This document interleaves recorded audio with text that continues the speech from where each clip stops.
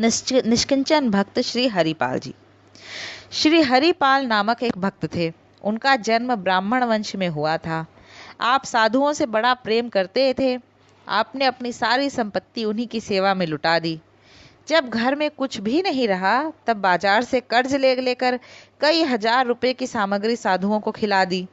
जब कर्ज मिलना बंद हो गया तब चोरी का सहारा लिया, पर चोरी करते समय यह ध्यान रखते कि भगवान के विमुख धनिकों का धन ही लें।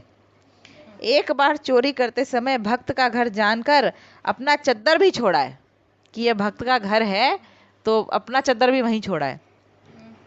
तब से चोरी छोड़कर अभक्तों को पहचान कर लूटपाट करने लगे। एक दिन द्वार पर बड़ी सी संत मंडली आ पहुंची। अब संतों का सत्कार कैसे करें, अपनी स्त्री से यही बातचीत करने लगे। घर में कुछ भी सामग्री न थी। ऐसे में दोनों दंपत्ति भगवान का स्मरण करने लगे।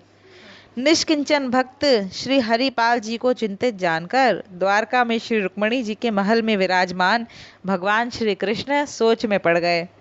उनकी साधु सेवा की निष्ठा ने भगवान का मन हर लिया था।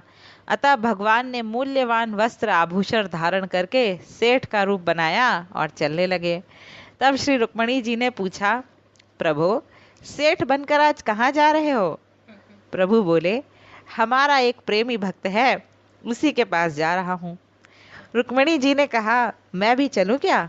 भगवान ने कहा, आओ चलें। दोनों सेठ और सेठानी श्री हरिपाल भक्त के द्वार पर आए और पूछने पर श्री हरिपाल जी से कहने लगे, अजी मैं अमुक गांव को जा रहा हूँ। मार्ग में अकेले जाने पर अनेक संकट हैं। यदि हमें कोई पहुंचा दे तो हम उसे मजदूरी के रुपए दे देंगे। भक्त ने कहा कि मेहमान लोग द्वार पर खड़े हैं, मजदूरी के रुपए पहले दे दो। सेठ ने रुपए दे दिए। उन रुपयों को आपने अपनी स्त्री को देकर कहा कि इन रुपयों से संतों को बाल भोग कराओ, मैं इन्हें पहुंचाकर अभी आता हूँ। जंगल में जाकर सेठ के पास बहुत सा धन देखकर श्री हरिपाल मन ही मन अति प्रसन्न हुए। श्री हरिपाल जी ने ध्यान देकर देखा कि उनके गले में माला और मस्तक में तिलक नहीं है। गले में माला और मस्तक में तिलक। ये वैष्णव का सा आचार, नाम उच्चारण आदि भी नहीं कर रहे हैं। इनके शरीरों पर अति मूल्यवान इतने आभूषण हैं तो घर में सोना चांदी जवाहरात के भंडार भरे होंगे। ऐसे में यदि मैं यह सब छीन भी लूं तो कोई विशेष हानि नहीं होगी। ऐसा मन में विचार कर श्री हरिपाल जी दोनों से बोले, तुम्हारे पास जितना सामान है सब साधु सेवा के निमित्त न्यौछावर कर अपने शरीर से उतार कर डाल दो, नहीं तो पिटोगे। उन दोनों ने सब कुछ उतार कर डाल दिया। श्री रुक्मणी जी की अंगुली में एक छल्ला था, वह उनसे नहीं निकला। तब श्री हरिपाल जी अंगुली मरोड़ कर उसे निकालने लगे।